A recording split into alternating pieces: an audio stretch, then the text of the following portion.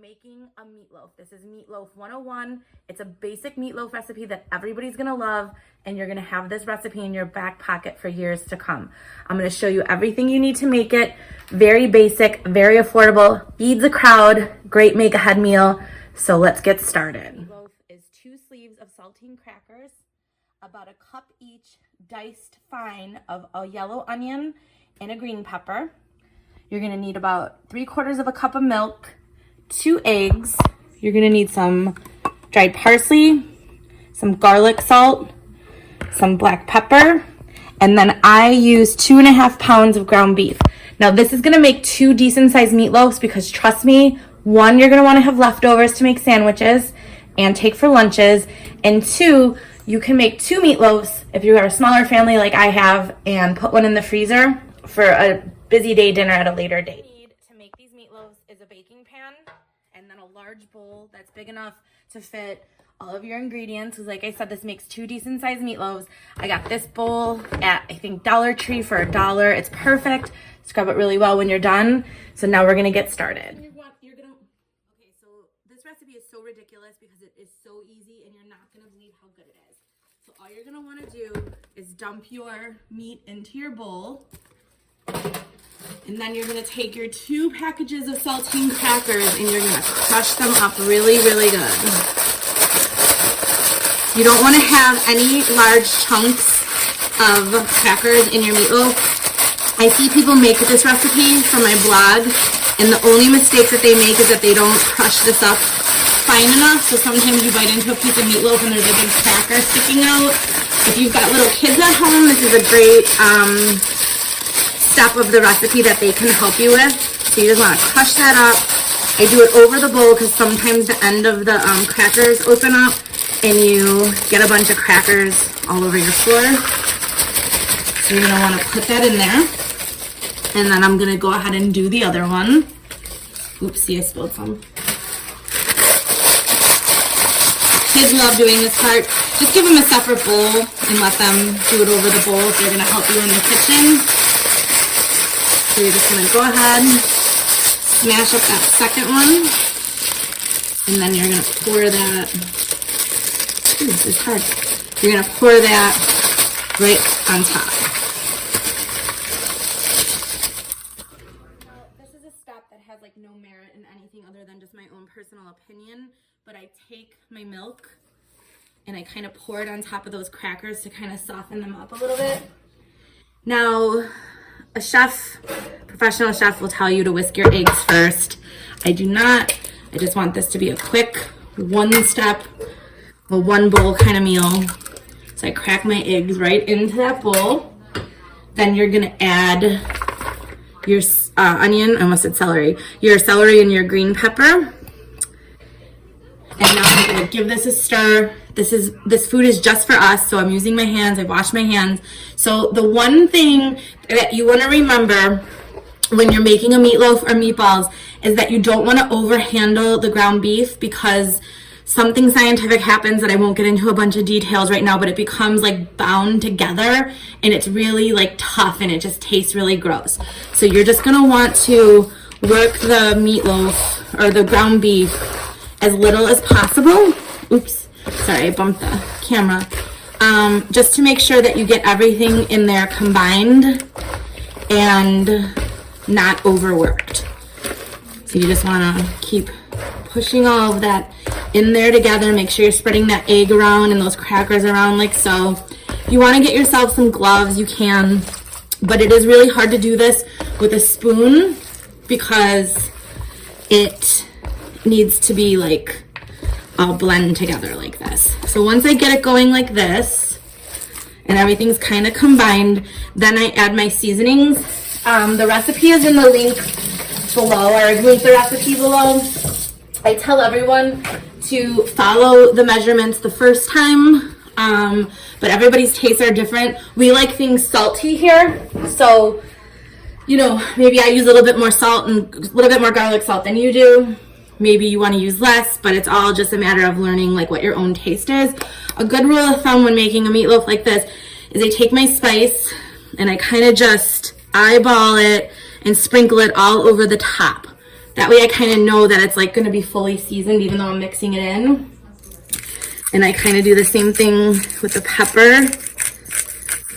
Put that all over. And by the way, this is like the slowest grinding pepper ever, but I have to get a different one. And then finally, I do the same thing with the parsley. I love parsley in everything. So I'm just gonna go ahead and sprinkle that all over the top of it. And I'm going to give it a couple more mixes. And then I'll show you guys how I form it into loaves. Again, this is just for us. My hands are clean. This is gonna get cooked, so all the germs get killed when you're cooking things. But if you are making this for somebody else, make sure your hands are clean, or you can wear gloves. Sorry for the shaky camera. I've got the, what do you call it? Tripod on the top of the cutting board. I'll get better at this, you guys, making these videos. But this looks good, and you don't really want to combine it much more. You just want to make sure that when you look at your mixture, that you have even spacing of the crackers, the onions, and the green peppers. And this is what I mean by making sure that the crackers are crushed up enough, because you don't have any like big chunks of crackers sticking out. So I'm gonna just kind of have it down the center like this.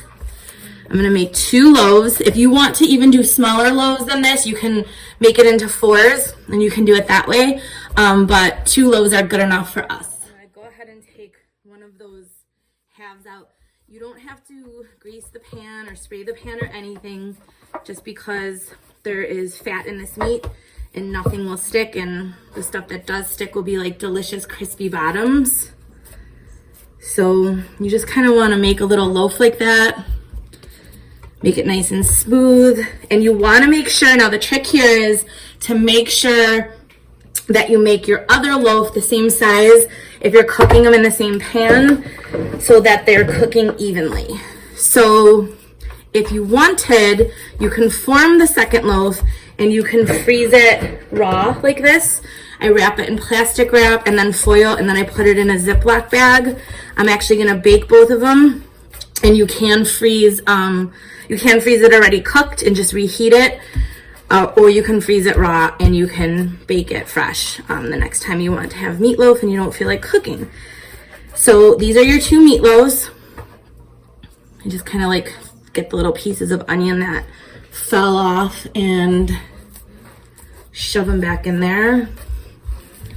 And again, you don't want to make it too like smooth or whatever. Remember, there's going to be some shrinkage of this meat when you bake it. Now, if you like to top your meatloaf with ketchup or barbecue sauce, you can go ahead and do that in the last 20 minutes of cooking. But I just slide this bad boy, or these bad boys, right into the oven like this at 375, and I check them at the 30-minute mark. I've got my oven preheated to 375. I've got my rack in the center, and I'm just gonna go ahead and pop those guys right in there. And at 30 minutes, I'll check. So it's been 30 minutes, and I pulled my meatloaves from the oven. They are looking perfect. So I've got my trusty Heinz 57, and I am just going to put ketchup all over the top. You don't have to use ketchup. You don't have to use anything. You can use whatever kind of glaze you want. You can use a barbecue sauce. That's totally up to you. We like ketchup. This is actually my stepdad's mother's recipe, and he would be turning over in his grave if he knew I was topping them with anything, because he liked them plain. But do what you like. You do you. So I kind of just smear that all over. And I'm going to pop this back in the oven for another 20 minutes. And then I'll tell you guys this when I take the meatloaves out. But the trick to a good meatloaf is letting it rest for about 15-20 minutes after it's done baking. And you'll know, you can get a meat thermometer, but you'll know when the meatloaves are done when you press on the middle and they're firm. Because if the meat was still raw in the center, it would be soft. So I just want to coat this all up. Pop it back in the oven, and we'll be out. Okay, the meatloaves are pulled from the oven. That ketchup is perfectly baked on. I love eating those little, like, hot burnt ketchup drips. which might be weird, but oh well. So, yep, it's gonna rest here for 15 minutes, and then I will cut it and show you guys. And if you want to freeze one of these, you just wrap one of these up in plastic wrap foil and then put it in a Ziploc bag, and you can pop it in your freezer, or you can keep it in your fridge for the week. It will last about a week. But you guys, this is like one of the most perfect simple suppers you'll ever make. The meatloaf has rested, and you don't even have to mess anything else up in your kitchen since you got your dishes done. So you just slice however thick of slices that you want. We fight over the end pieces here in my house. I'm trying to do this one-handed, but you can see how the meatloaf doesn't fall apart. It's not too like tough looking, and that's from not over mixing it, and it's not falling apart because you didn't cut it too soon. So I'm gonna cut another slice and then I'll put it on a plate and show you guys, but I'm gonna put the camera down so I could do it. You can see it's a perfect slice. Like I said, it's not falling apart, but it's not too like dense. We've got, I'm eating a piece, sorry. We've got this perfectly nice cooked end piece. You get 2 of those on each one. And see, you've got a nice crispy bottom there, which I love in a good meatloaf. This is the perfect texture, perfect flavor. I sometimes just buy those like mashed potatoes that are already done, that are like kept cold, and you just heat those up in your microwave. Serve this with a salad. I like to do cucumbers and sour cream with my meatloaf on the side, corn, and this meatloaf makes a great sandwich the next day. So that's it, you guys. Delicious.